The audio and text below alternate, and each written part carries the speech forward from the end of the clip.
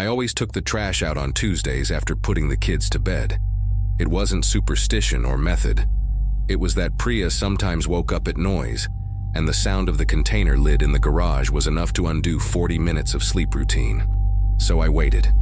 Let her fall into real sleep, that heavy sleep where the jaw goes slack, and only then I'd go downstairs, grab the black bag, drag the bin through the side access, and walk the 12 meters to the curb on Harrogate Circle. It was 10:47 p.m. that Tuesday. I remember because I'd checked my phone when I came down.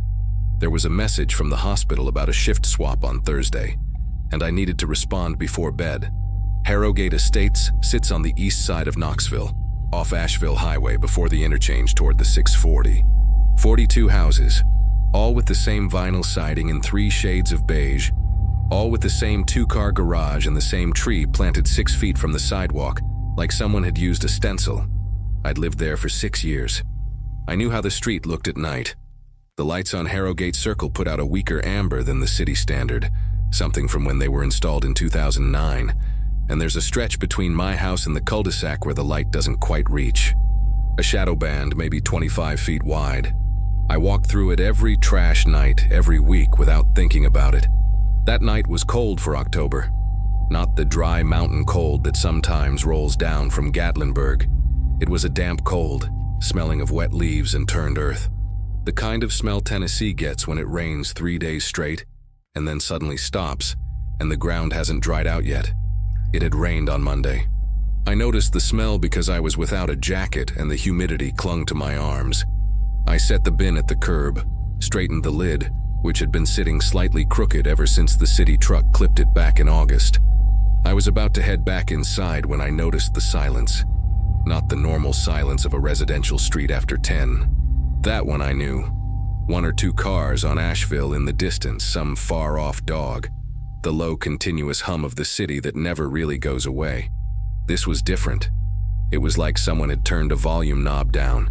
The crickets, which had been screaming since dusk because of the warmth that came before the rain, had gone quiet. Ruth Tamblin's dog, an old beagle named Pesto who barked at everything, was silent.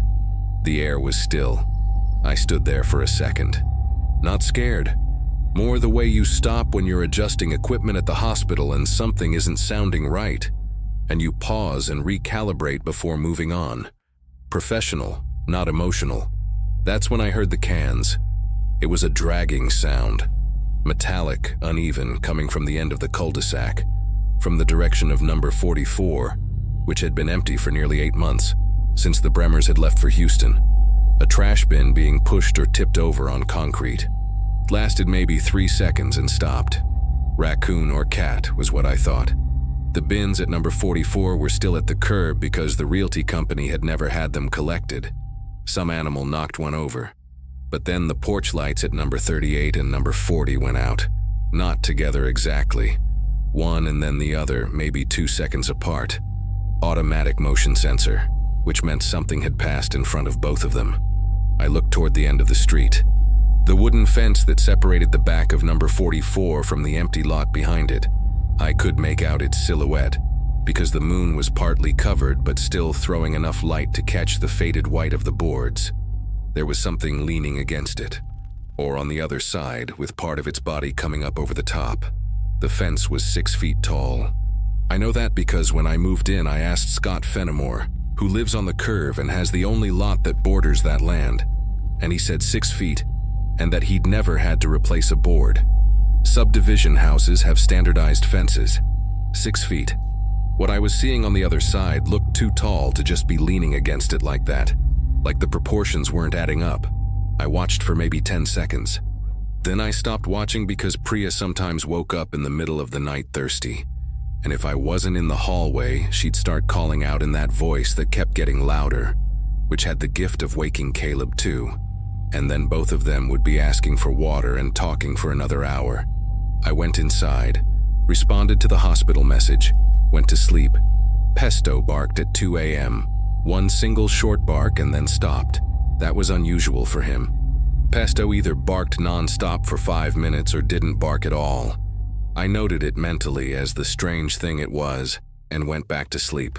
The next morning I made pancakes for the kids and put Caleb on the bus and drove Priya to school at 7:40 and went straight to the hospital to catch my 8 o'clock shift.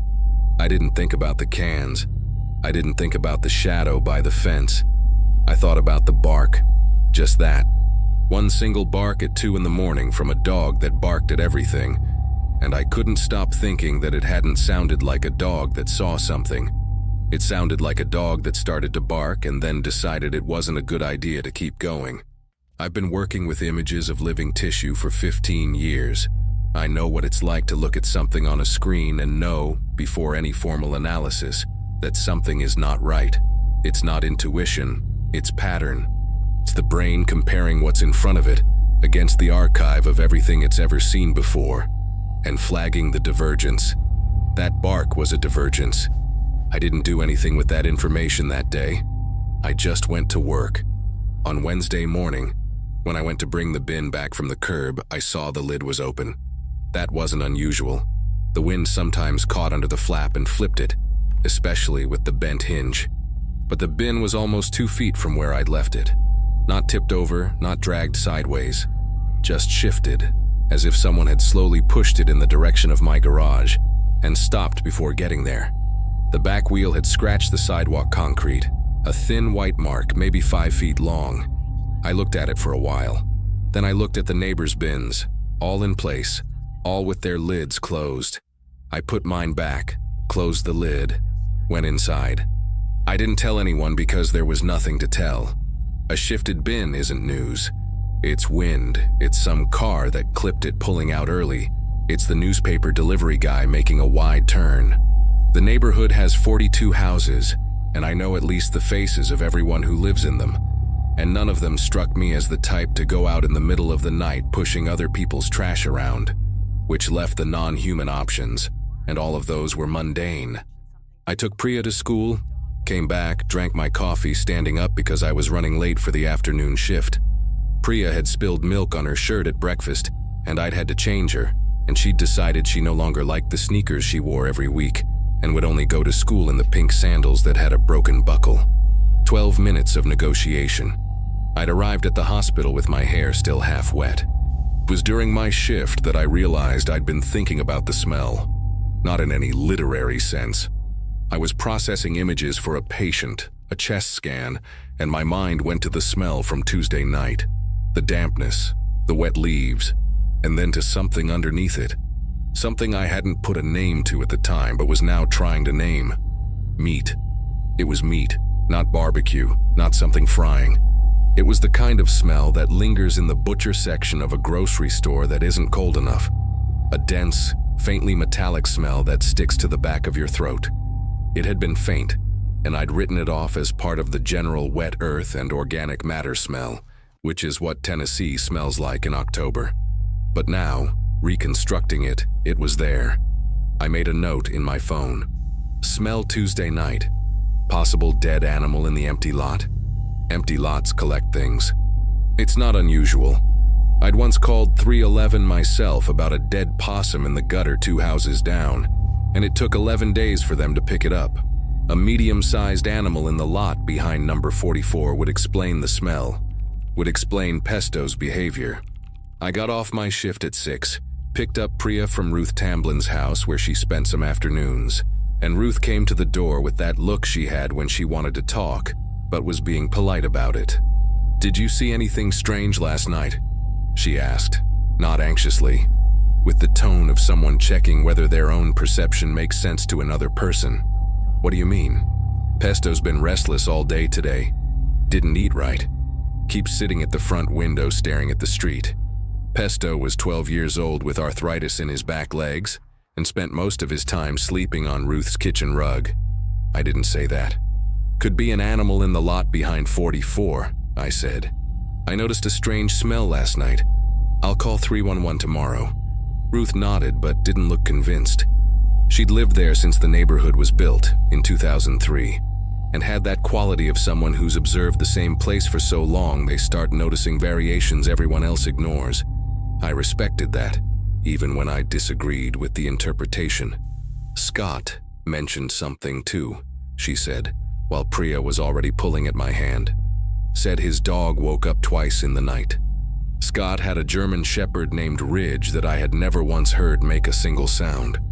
That dog was so quiet, I sometimes forgot he existed. On Thursday morning, before taking the kids, I took a quick walk around the block. I didn't plan it. I was waiting for Caleb to finish tying his shoes and decided to wait outside instead of at the door. I walked slowly to the end of the cul-de-sac. The bins at number 44 had been knocked over. 2 of them were tipped on their sides, trash scattered. Paper, plastic packaging, a bag caught on the side fence. The third was upright but displaced, at least 12 feet from its original position, leaning against the side of the garage. That wasn't wind. Wind knocks things over, it doesn't shift them in different directions. I walked to the back fence. Up close, in the morning light, I could see more clearly. There was a mark on the wood. Not a scratch, not wear.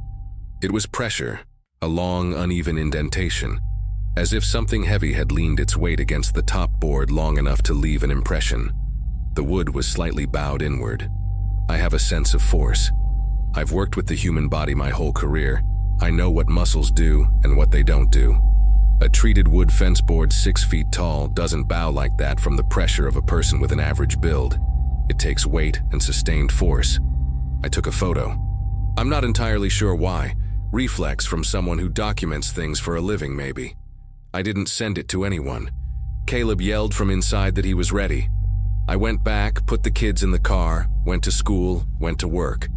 That day I processed 43 images.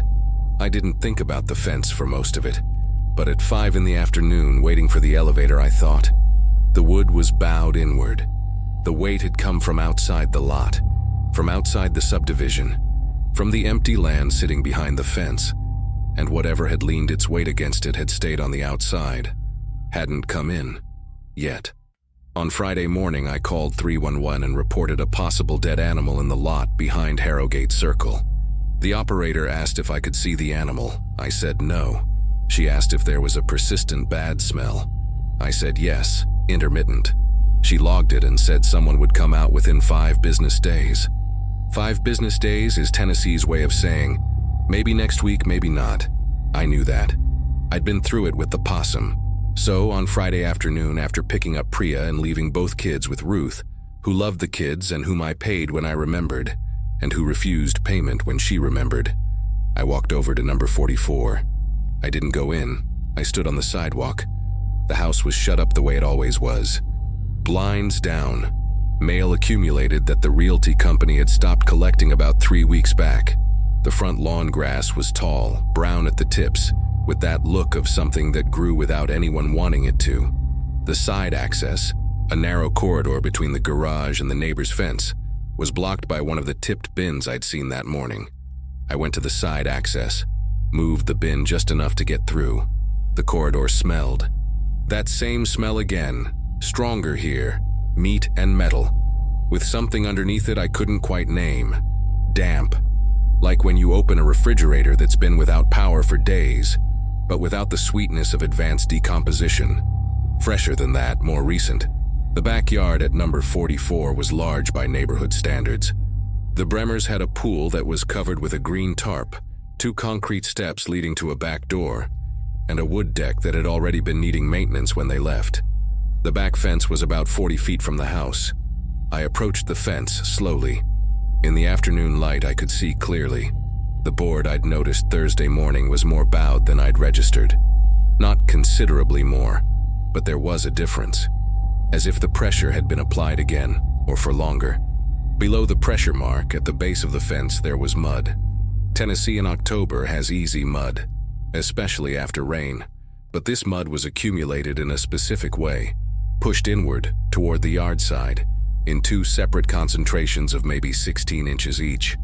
I looked at those marks for a while, then I moved closer and crouched down. They weren't footprints, not exactly. The mud had been compressed in an uneven way, without the defined shape of a paw or a foot. But there was depth, I noticed that. Whoever had made those had considerable weight that sinks into wet mud, and the spacing between the 2 pressure points was wide, wider than any dog I knew. I took more photos, looked at the photo of the bowed board I'd taken on Thursday. and compared it with what I was seeing now. There was a detail I hadn't caught in the earlier photo. On the wood, just above the main pressure mark, something was caught in a knot in the board. Small tufts. Dark, almost black, irregular. Not the uniform coat of a dog or a cat, more sparse, with a different texture, like it came from an animal that had lost most of its fur, or that simply didn't have much to begin with. I picked up a stick from the ground, leftover popsicle stick or skewer, something from the Bremers, and carefully moved the tufts. They were soft but coarse, not smooth, not the kind of fur you touch and think of a pet. I guided it back against the wood and took a close-up photo. I left without going any further into the yard. Friday night, Caleb asked to sleep in the living room because he and his friend had made plans to stay on the phone playing some online game. And I said no. And there was a 20-minute argument that I lost because I was tired, and because 20 minutes was more than I had in me at that point. He slept in the living room. Priya fell asleep early after I read 2 chapters of a book about a girl who finds a secret door in a garden, which she loved, even though she'd already heard it 4 times. I stayed up until midnight doing nothing useful on my phone. At 11:18 p.m., I heard something outside. Not loud, a low, continuous, almost organic sound that lasted maybe 8 seconds and stopped. Not cans, not wind. It was more like the sound of pressure against a surface, like when you push against a door that won't open, and the wood protests. I went to the bedroom window which faced the backyard. I didn't turn the light on. I stood behind the curtain and looked out. The backyard was dark, the moon was covered. I didn't see anything, but the smell was there. Faint, coming through the gap of the window I left open 2 inches out of habit. Meat and metal and something further underneath that I still couldn't name. I closed the window, stood still in the dark of my bedroom for a moment, hands on the cold window frame, and found myself mentally running through the state of the locks. Front door, kitchen door, garage door that opened into the house, all locked. I always locked everything, not out of fear, out of habit, because I was the only adult in the house and there were 2 children sleeping, and the habit of closing everything before bed was as automatic as brushing my teeth. But this time I went to check again, physically. Went downstairs, touched each lock with my hand, confirmed. Everything locked. I went back to bed.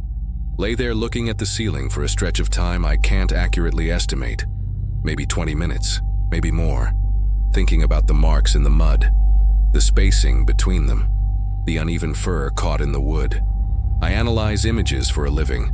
I know how to reconstruct what I can't see from what I can. That mental exercise did not help me sleep. What helped was thinking about this. The fence was intact. Bowed, yes.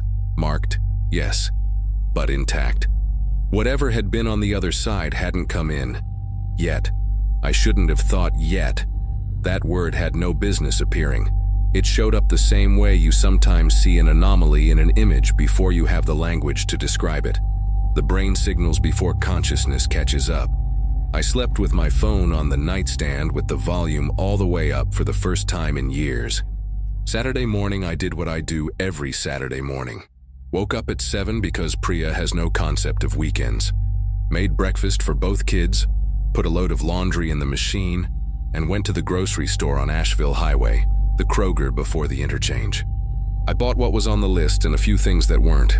2 chocolate bars Caleb liked, and that I bought when I remembered. An avocado that was at the perfect ripeness, and that I knew I'd let go bad before I used it. The avocado rotted on Tuesday. I was right about that. Ruth stopped me when I was unloading the car. She was on the sidewalk with Pesto on his leash. Or rather, she was standing on the sidewalk while Pesto stayed planted in one spot, snout in the air, refusing to move. He won't go past the sidewalk since Thursday, Ruth said. Normally, he goes all the way to the end of the street at least.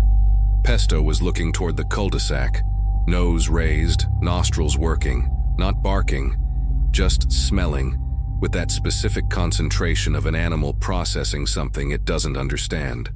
"Did you talk to Scott?" I asked. He said Ridge has been sleeping under the bed all week, hasn't done that since he was a puppy. I finished unloading the car and went inside. I didn't tell Ruth what I'd found in the backyard at number 44. Not because I was hiding it, just because I hadn't gotten anywhere with that information yet. And telling her there were marks on the fence and fur caught in the wood without having a conclusion felt like the kind of thing that would generate a week of conversations I didn't have the energy for. In the afternoon, Caleb went to his friend's house, a kid named Dre who lived 3 streets over, in the part of the subdivision that wasn't a cul-de-sac. I stayed with Priya, who spent the entire afternoon asking me to put together a 500-piece puzzle of a world map her grandmother had sent for her birthday, and that I knew would end up with pieces scattered across the living room rug for 2 weeks. We put it together, it ended with pieces scattered across the rug. At 5 in the afternoon, while Priya was napping, a nap she swore she didn't need but proved she did every time she closed her eyes for more than 10 minutes, I went to the back fence, just to look, just to compare. The fence was the same. There were no new marks I could identify. The mud at the 2 pressure points had partially dried. The shape was clearer now, but that only confirmed what I already knew about the spacing. Nothing new on the inside. Through the gaps between the boards, I could see the empty lot on the other side. Tall grass, a few fallen branches, what looked like the remains of some wooden structure that had once been something and wasn't anymore. The lot stretched about 50 yards before reaching a tree line that marked the beginning of an unnamed green area I'd never explored. It wasn't dense forest. It was the kind of secondary growth that comes up where someone stopped maintaining things. There was nothing visible in the lot, but there was a dead bird 2 yards from the fence on the inside, in my yard. A thrush, judging by the size and color. It was on the ground along the base of the fence with no visible signs of trauma I could see from a distance. Not crushed, not torn apart. It looked whole, but it was dead, and it hadn't been there that morning when I'd left for groceries, because I would have noticed. I went inside to get a disposable glove from the kitchen and came back. I picked up the bird carefully. It weighed what a thrush weighs, almost nothing. There were no bite marks I could identify, but something was wrong with the neck. Not broken exactly, more like compressed, as if it had been subjected to a pressure that wasn't focused enough to snap it but was enough to stop something important. I dropped the bird in a bag, sealed it, and threw it in the trash. I washed my hands at the kitchen sink, scrubbing more than I needed to, which is a habit of mine when I'm thinking about something else. I looked out through the window above the sink while I washed. The backyard was empty. The fence was intact. A dead bird isn't evidence of anything. Birds die, cats kill birds and leave them in neighbors' yards for reasons that seem to make sense to cats. There were at least 4 loose cats in the neighborhood I could name off the top of my head, including a massive Persian belonging to the couple at number 22 that wandered the street with the kind of Olympic indifference of a cat that was never taught to be afraid of anything. But that compression on the neck wasn't what a cat does. I'd seen enough in images, not of birds but of compressed structures, to know that kind of pressure requires a large surface, a large paw, or something that isn't a paw but works in a similar way. I didn't say that to anyone. Caleb got back at 6:30 and went straight to his room to turn on the video game, and Priya woke up from her nap with the rug pattern pressed into her cheek and the face of someone who will not admit she slept, and I made pasta with tomato sauce, the one thing both of them ate without negotiation. While they ate, I stood looking out the kitchen window that faced the front street. The faint amber light of the street lamp, the band of shadow between my house and the cul-de-sac. The street was quiet, no movement. But the 2 dogs in the neighborhood hadn't made a single sound in 3 days. Pesto had stopped walking to the end of the sidewalk. Ridge was sleeping under a bed. Animals aren't infallible barometers, I know that. But animals respond to stimuli that humans don't process. Frequencies, smells, movement patterns. When an animal changes its behavior consistently, and with no apparent cause identifiable to humans, the simplest logic is that the stimulus exists, but is outside the range of human perception, not that the animal has lost its mind. I didn't say that to Ruth, but I thought it while washing the dishes after dinner with the kids in the living room watching television and the street outside too quiet for a Saturday night in October. Monday morning when I went out to put Caleb on the bus, I noticed the porch light at number 38 was broken. Not the bulb. The entire fixture was crooked. The metal arm bent downward as if someone had pulled it hard. The motion sensor was still blinking on and off, trying to process something, but the light wouldn't come on. Dennis Hara, who lived there, was heading to his car at the same time, and I pointed it out. He looked, frowned, said he had no idea when it had happened, that it was fine the night before. The bus came. Caleb got on without saying goodbye properly, which had been his standard behavior since he'd turned 9, and decided that goodbyes were for younger kids. I drove to work with that fixture in my head. The metal arm had been bent downward, not ripped off, not twisted, bent with vertical pressure. To do that to a porch light support arm, you'd need something applying force from the top down. A ladder, maybe, with someone on it, or something tall enough to reach up and press. The fixture was about 7 feet off the ground. I worked my shift, processed images, drank the terrible coffee from the third-floor break room that everyone complained about and nobody stopped drinking. At lunch, Marcus Odell sat down next to me in the cafeteria with a tray of chicken that smelled reasonably good, and asked why I had that look on my face. "What look?" I said. "The look of someone adding up a column and the number isn't coming out right." Marcus was 45 and had been an ultrasound tech for 20 years, and had that specific quality of people who spend decades looking at things that aren't immediately obvious. A patience with ambiguity that I recognized because I'd developed the same thing. I told him about the fence, the marks, the bird, the dogs. He listened without interrupting. Then he was quiet for a moment. "Have you called anyone? Animal control? Something like that?" I called 311 about a possible dead animal in the lot. 5 business days. That was when? Friday. He did the math in his head. So by Wednesday, maybe Thursday. Maybe. In the meantime, you're doing what? I didn't have a good answer for that. I was observing, I was documenting, I was checking the locks before bed. I wasn't doing what a reasonable person who genuinely believed they were at risk would do, which was call someone with more authority than 311. Because to call someone with more authority, I'd need to say there was a large animal in the area, and the immediate question would be what kind of animal, and I didn't have an answer for that. That wouldn't sound like the beginning of a story I didn't want to be telling. "Watching," I said. Marcus nodded like that was reasonable, which was one of the things I liked about him. Tuesday night, after the kids were in bed, I didn't take the trash out. It was trash night. I knew it was trash night, but I sat in the kitchen for 20 minutes with the black bag in my hand and didn't go. I left the bag in the garage and went back inside and sat with that for a while. The fact that I had changed a 6-year habit because of something I couldn't name with any precision, that bothered me more than it should have. Wednesday morning, the truck came and collected the bins that were at the curb. Mine stayed in the garage. The driver didn't stop to check, which was expected. Wednesday afternoon, Ruth called me. "Pesto died," she said. Steady voice, the voice of someone who had already cried and was now on the administrative side of grief. I found him this morning in the backyard, by the fence. I went to her house. Pesto was wrapped in an old towel on the kitchen table, waiting for the vet to come for pickup. Ruth had called the clinic and they were coming in the afternoon. I looked at Pesto without touching. 12 years old, arthritis, small breed. All of that was context for the natural death of an old dog. But Pesto was in the backyard. Ruth had said he hadn't left the front sidewalk in a week, that he'd stand there with his nose in the air pointing toward the cul-de-sac and wouldn't move forward. "Did he go out at night?" I asked. He shouldn't have. The back door was closed but not locked. He knows how to push it open with his nose. "Did you hear anything?" Ruth was quiet for a moment. She had her back to me, arranging something at the sink that didn't need arranging.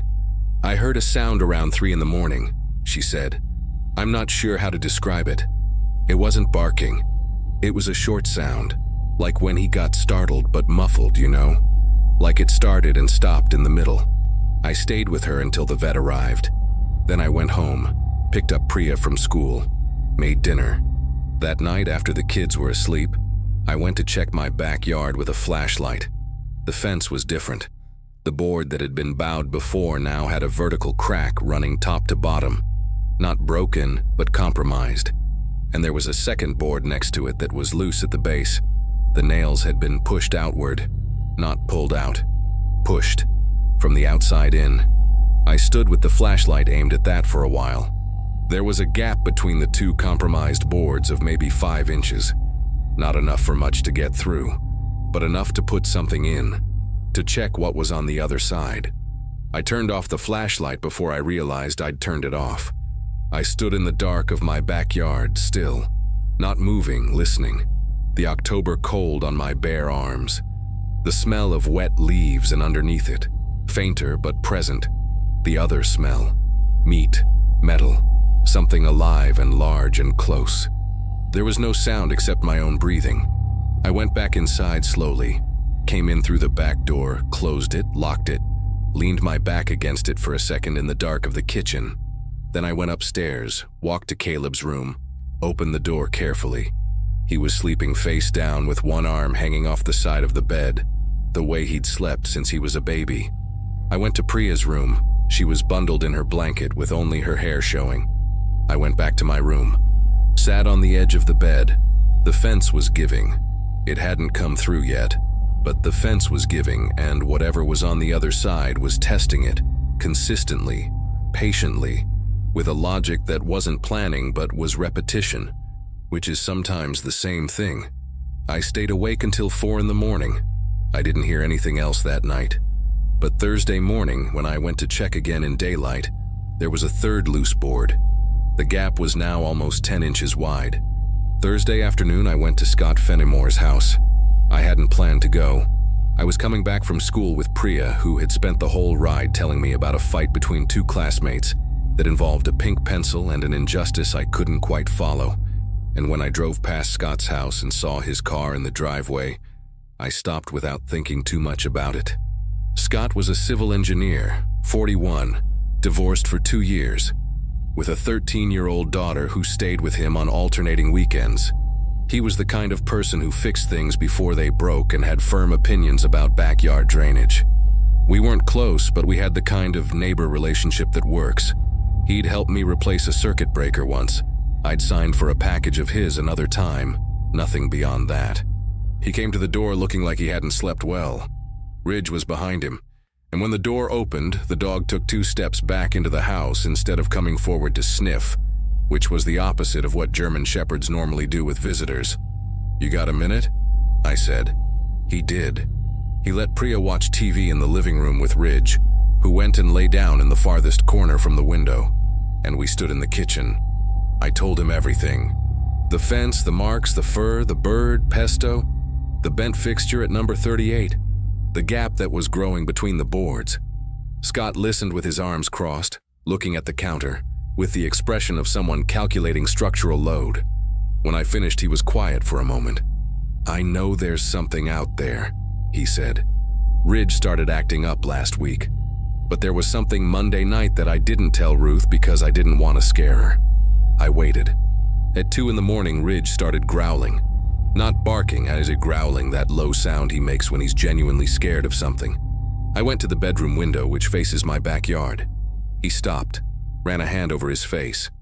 There was something at the fence. "What did you see?" "Not clearly. The light in the neighbor's backyard behind me was off, and my flashlight didn't reach that far. But there was a shape. At the fence. Tall. How tall?" He looked up at the kitchen ceiling, which was about 9 feet. About that. Maybe a little more. Leaning against the fence, but with part of its body above it. A 6-foot fence. Part of its body above it. "Did you take a picture?" I tried with my phone. Nothing came out, too dark. He uncrossed his arms. "Deanna, my lot borders the empty land. My fence is about 25 feet from yours." I knew that. I'd been running the geometry in my head since he started talking. Scott's lot sat on the curve of the cul-de-sac. His fence ran perpendicular to mine.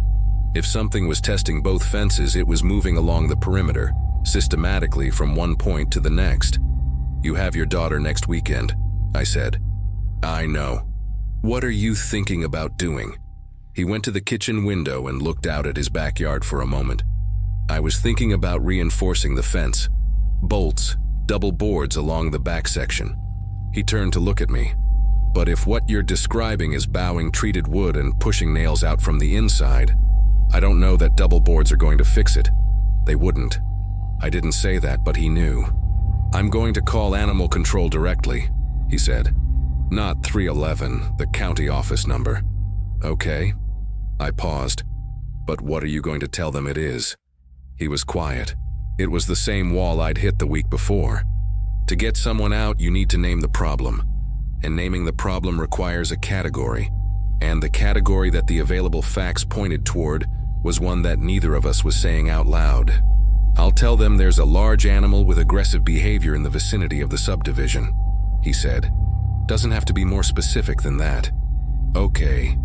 I went to get Priya, who had fallen asleep on the couch with the remote in her hand and Ridge lying on the floor near her, which was the closest thing to normal behavior I'd seen from that dog in days.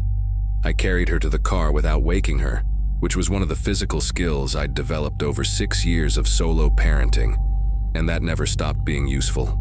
Friday morning, Scott called the Knox County Animal Control Office. They said they'd log it, and someone would be in touch. He texted me to let me know. Friday evening, Scott wasn't home. His car wasn't in the driveway when I drove past to pick up Priya from Ruth's. I figured he'd gone out for something. Dinner, groceries, whatever people do on a Friday. Saturday morning, the car still wasn't there. I texted at 10. Nothing. At 2 in the afternoon. Nothing.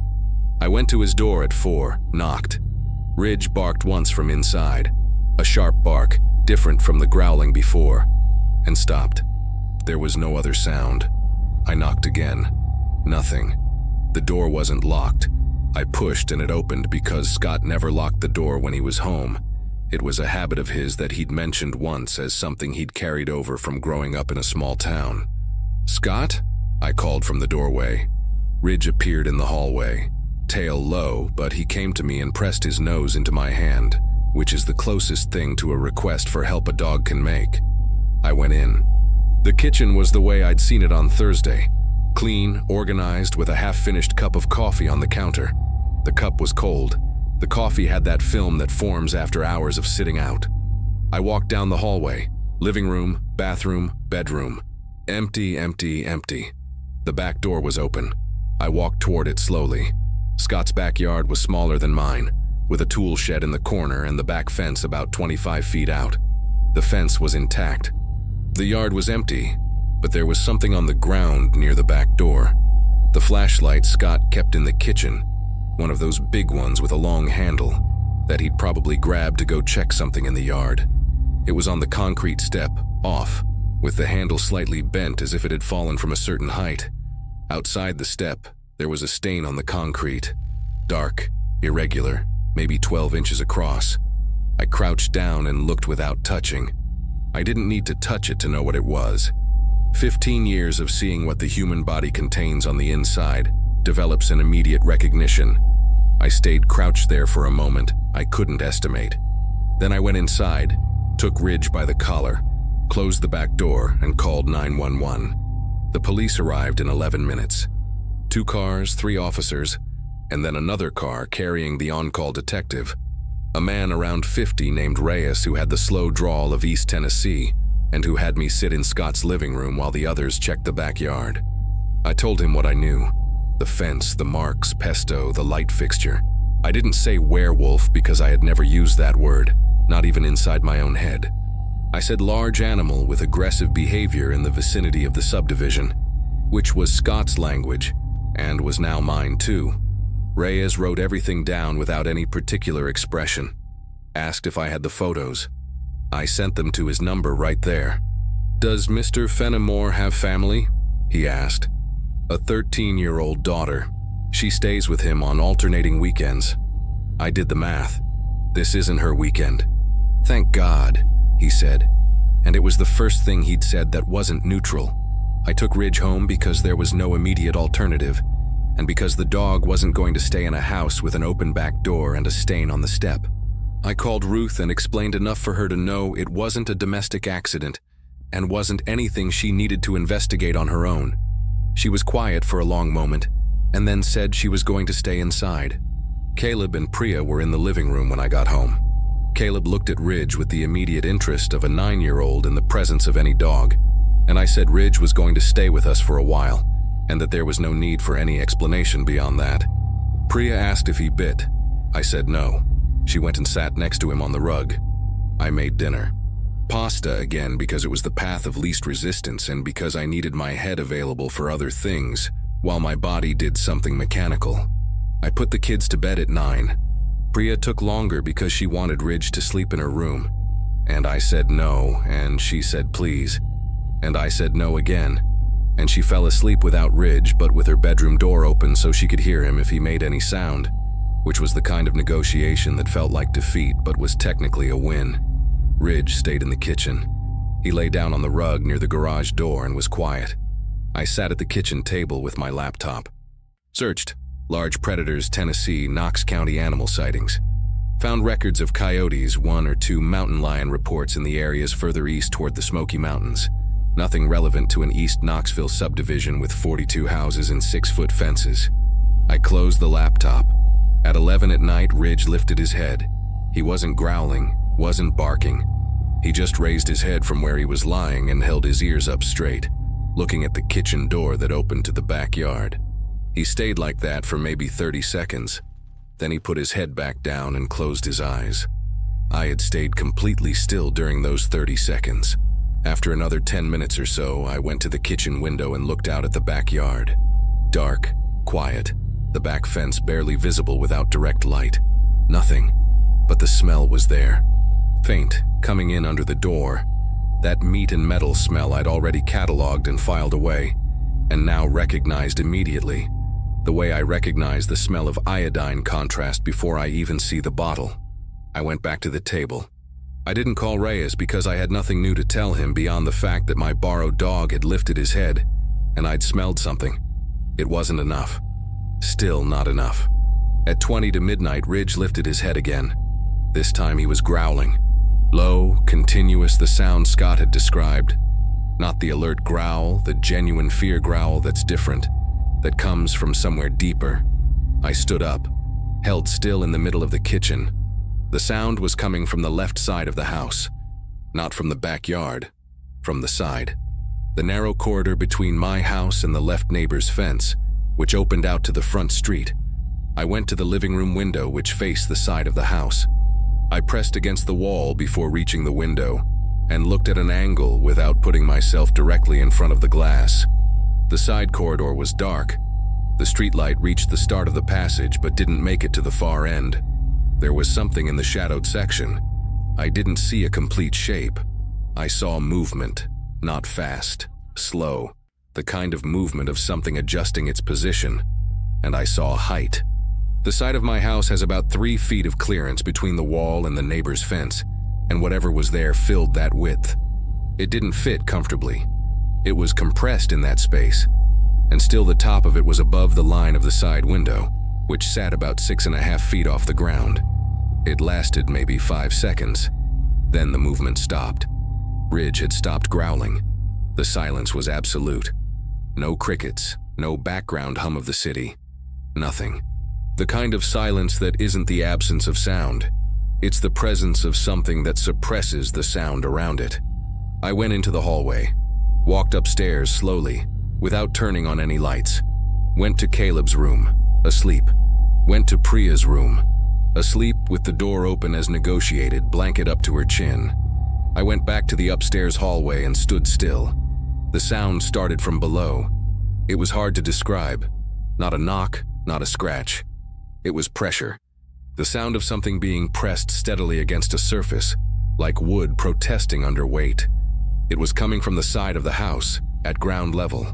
The side wall, the thin drywall that separated the inside of the house from the 3-foot wide corridor outside. It lasted about 8 seconds, stopped.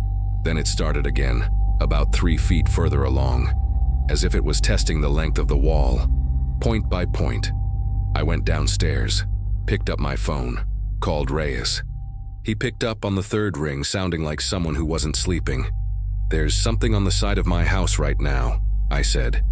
My voice was steadier than I expected. "Working along the wall, drywall wall, 3-foot corridor between my house and the neighbor's fence. Are you locked in?" "Yes, kids? Sleeping upstairs. Don't turn on any outside lights.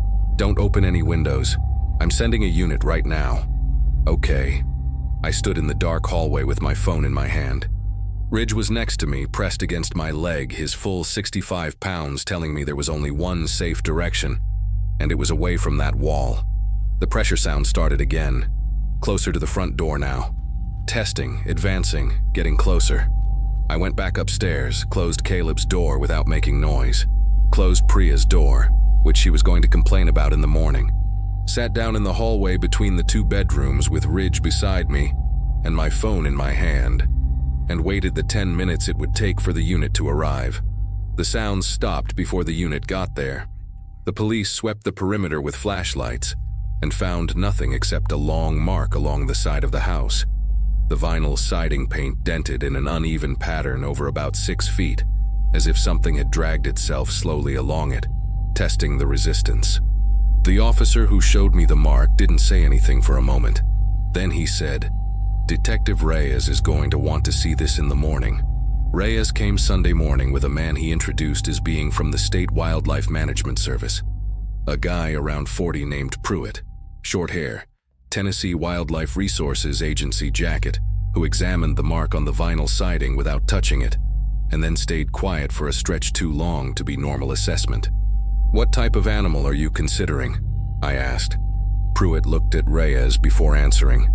"We're looking at a few possibilities." It was the answer of someone who had an answer and had decided not to give it. They installed a monitoring camera on the side of the house, aimed at the corridor. A second camera in my backyard, covering the fence. They left a direct number for Pruitt and said to call immediately if I heard anything. Said they were going to increase patrols in the area. They didn't say what they were looking for. When they left, I stood on the sidewalk for a moment looking at the street. Harrogate Circle was too quiet for a Sunday morning. Normally there were at least 2 or 3 neighbors out. Someone washing a car, someone walking a dog, someone raking leaves. That Sunday there was no one.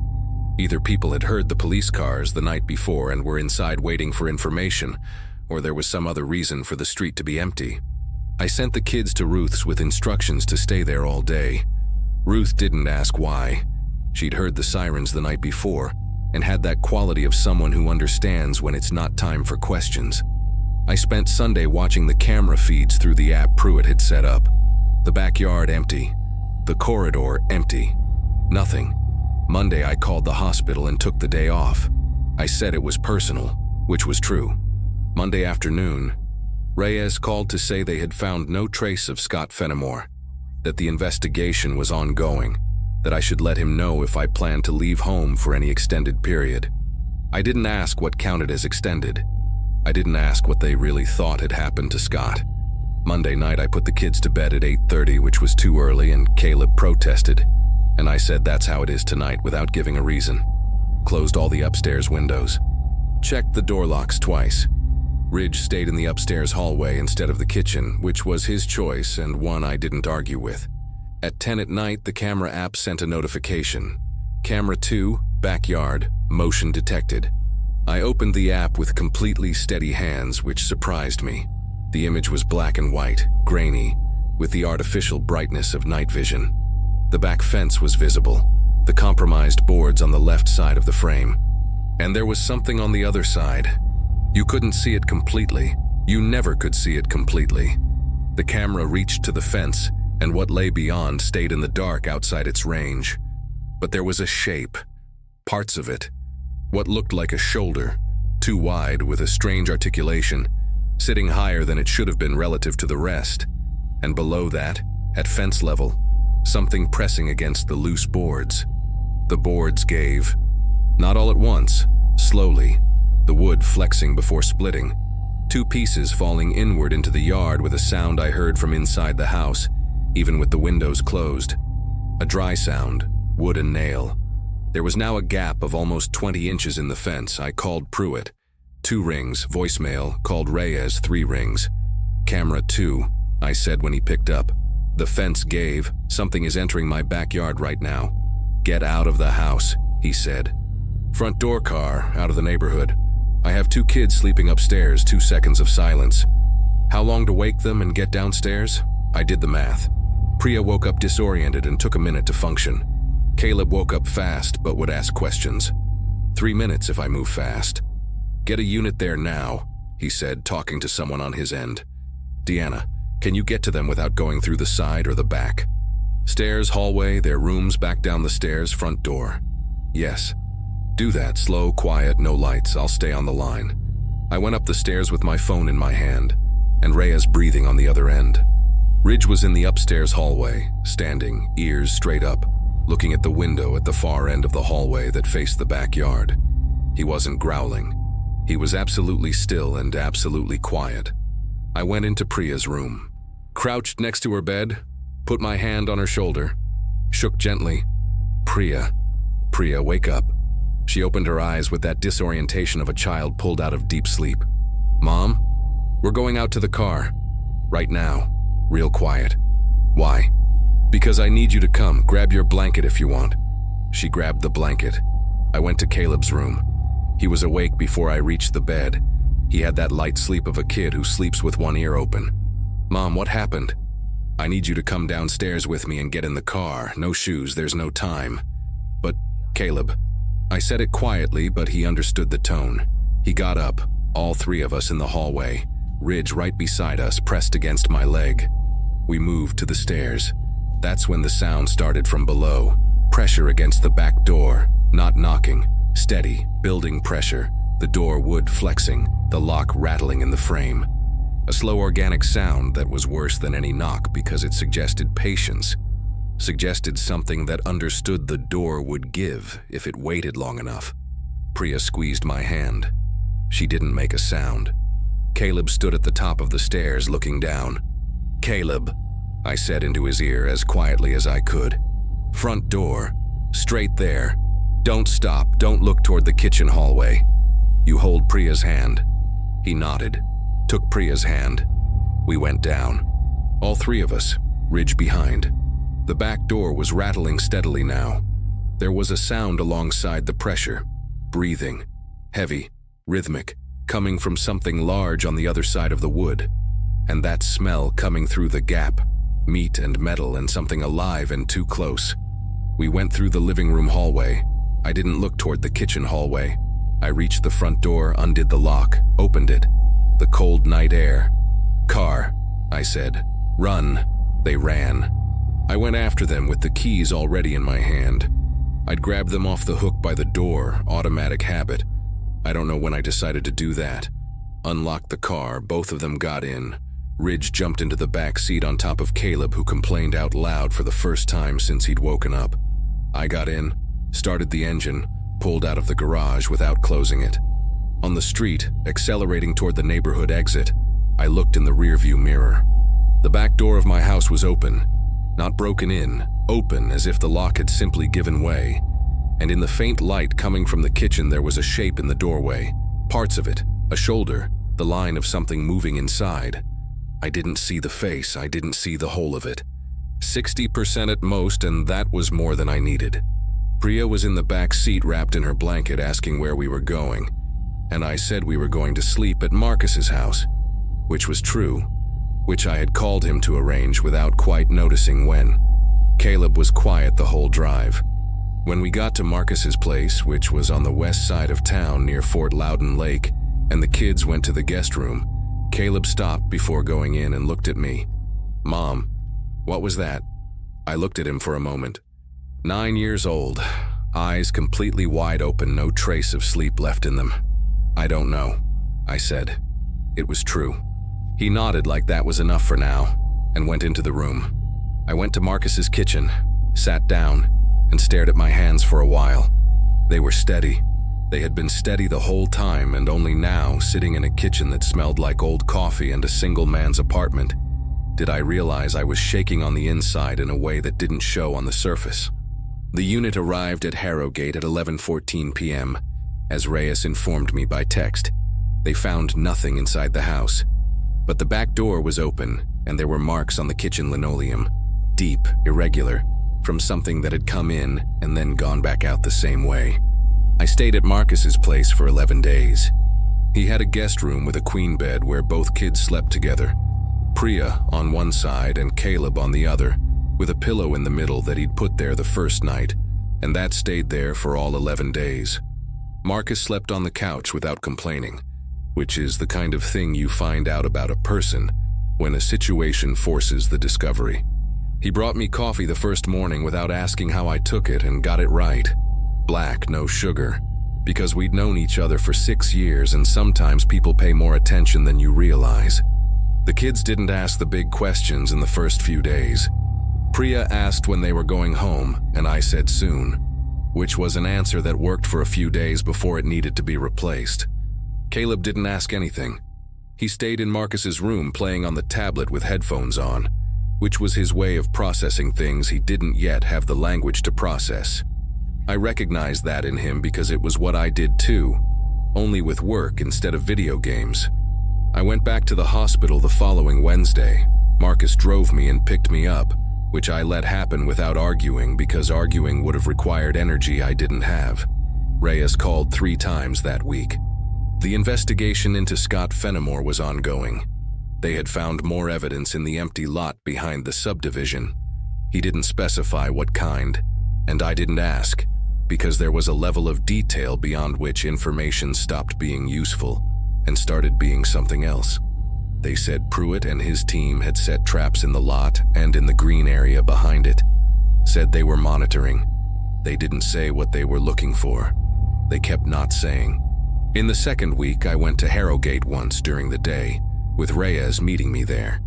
The back door had been replaced, thicker, with a metal reinforcement, installed by the insurance company after the incident was filed. The kitchen was intact except for the marks on the linoleum, which the insurance company was also going to cover. The rest of the house was the way I'd left it. The dishes I hadn't washed before leaving, Caleb's jacket on the hook by the entrance, the world map puzzle still partially assembled on the living room rug with the pieces Priya hadn't managed to fit. I stood in the living room doorway looking at the puzzle for a while. Then I left without taking much of anything. Just clothes, documents, Caleb's tablet charger that he had specifically asked for. Reyes walked me to my car. "Do you have plans for the property?" "Not yet," he nodded. "When you do, let me know." A pause. Better not to be here at night for the time being. I wasn't planning on it. In the third week, the conversation started about what the neighbors had seen. Not with me directly. I heard through Ruth, who called every day and was my connection to what was happening on Harrogate while I wasn't there. Dennis Hara had told the police that Monday night he'd seen something on the roof of the empty house at number 44. He wasn't sure. He didn't have his glasses on, but there had been a large shape he'd initially interpreted as a fallen branch, until he realized branches don't change position. The woman at number 36 had said her 7-year-old son woke up Monday night saying he'd seen a very tall man looking in through his bedroom window, second-floor window. She'd checked and found nothing, and had put her son back to bed thinking it was a nightmare, and had only mentioned it to the police after the incident at my house. Ruth told me these things with the careful voice of someone assembling a picture for another person and wanting to make sure the pieces are in the right order. Then she was quiet for a moment. "Deanna," she said, "what do you think it was?" I was quiet for a while. It was the question I'd been not answering, including to myself as a matter of functionality. There were practical things to do, kids to stabilize, work to get back to, and keeping that question open allowed me to operate without the weight of an answer I didn't know how to carry. "I can't put a name to it," I said, which was true. "But you have an idea." "I have an idea." Ruth didn't ask me to say it out loud. That was kind of her. Pruitt called Thursday of the third week. Said the traps had captured nothing, that there were signs of presence in the green area. Compressed vegetation, marks on tree trunks at heights inconsistent with any known local wildlife, some biological evidence that was being analyzed. Said the area was being monitored and that I'd be informed of any developments. I asked directly, "Do you know what it is?" 3 seconds of silence. "We're working with a few hypotheses." "That's not an answer." "No, ma'am, it's not." Another pause. "What I can say is that the evidence doesn't correspond to any animal we have on record in this region." After that call, I went to Marcus's bathroom, closed the door, sat on the edge of the tub and stayed there for about 15 minutes, not doing anything in particular. I didn't cry. I'm not sure what I did. I was processing something that had no available category, which is the hardest kind of thing to process for someone who spends their whole career working with categories. Marcus knocked on the door after a while. "Coffee?" "Yes," I said. I came out, drank the coffee, helped Priya with her math homework that she hated, watched an episode of something on television with Caleb without paying attention to what it was. In the 4th week, Ruth called with a different voice, firmer. "The realty company listed 3 houses on the street today. Number 36, number 40, and mine. Yours?" "I'm going to my daughter's in Chattanooga." A short pause. "I should have gone when Pesto died." I didn't say anything for a moment. "Ruth, I know, but I'm 74 years old and I don't have a dog anymore, and I don't want to stay on a street where I can't sleep." "You're 74. 64. But I feel 74 on this street right now." I went to Harrogate 2 days later to meet with a realtor. Not to sell, not yet, to assess. The realtor was a young guy around 28 in a suit that was slightly too big for him, who had prepared a comparative market analysis he wanted to show me on his tablet. We walked through the house, he took notes.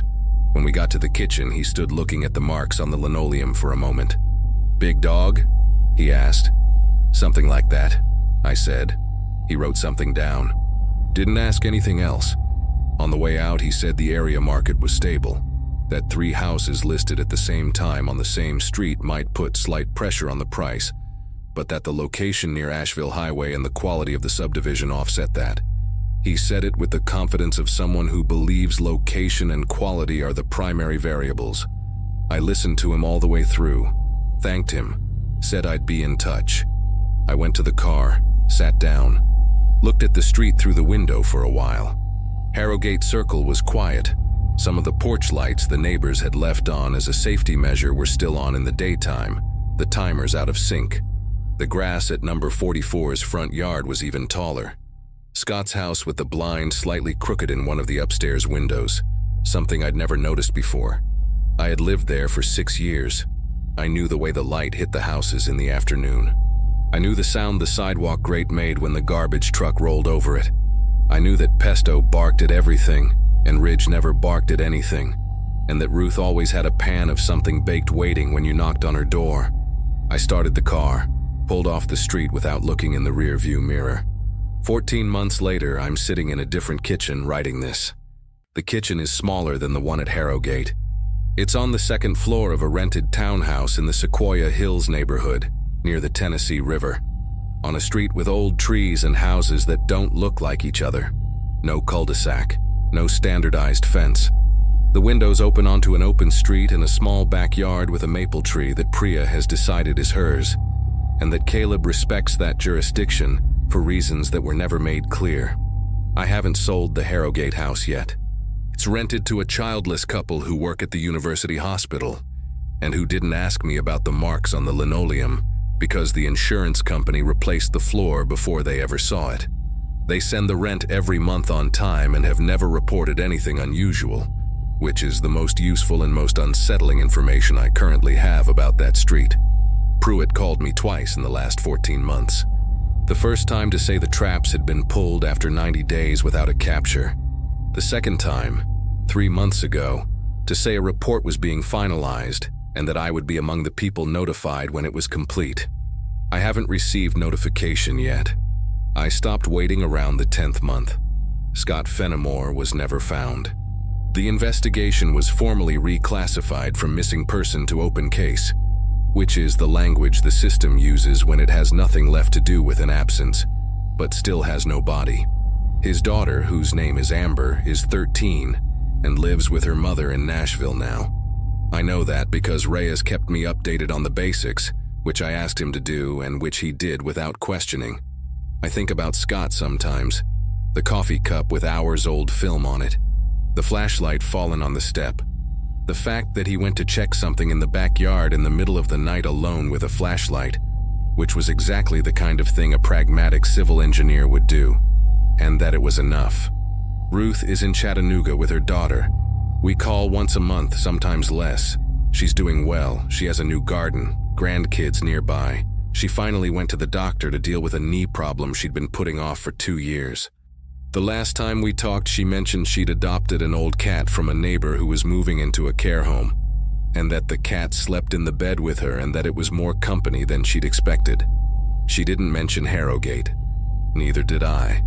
Marcus asked me to be his girlfriend formally 4 months ago, which is a phrase I hadn't used since my 20s, and that he said with the full seriousness of someone who knows exactly what he's doing. I said yes after 2 days of thinking, which he waded through without asking why it was taking so long. He still lives at Fort Loudoun Lake.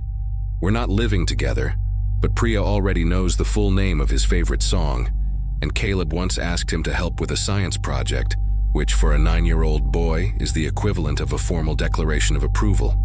Caleb never brought up what that thing was again. He asked once that night and accepted the "I don't know." But 3 months ago he was doing a school research project on Tennessee wildlife and came to show me something on his tablet screen, a list of the state's mammals, nothing relevant. And while I was looking at it, he said, without looking at me, in a very low voice, "Mom, that thing wasn't on this list, was it?" I looked at the list for a moment. Black bears, coyotes, otters, foxes, martens, raccoons, possums, deer, mountain lions along the Smoky Mountains border. "No," I said. He nodded, closed the tablet, went to his room. We haven't talked about it since. Priya didn't ask anything directly, but she spent about 2 months sleeping with the light on, which I let go without comment, and then stopped sleeping with the light on without announcing it, which I also let go without comment. She still has the maple tree in the backyard. Last week she hung a bird feeder on it that she made in art class out of plywood and blue paint, with an entry hole too wide for most birds but perfect according to her, for the size of bird she wants to attract. I don't know what bird that is. I didn't ask. I think about the fence sometimes, about the gap that kept growing, 5 inches, 10 inches, 20, about the patience of it, about something that doesn't plan but repeats, and in the repetition produces a result that looks like planning. I think about the smell. It's the detail that stays with me most clearly, more than any image. Meat and metal, and something underneath it I was never quite able to name completely.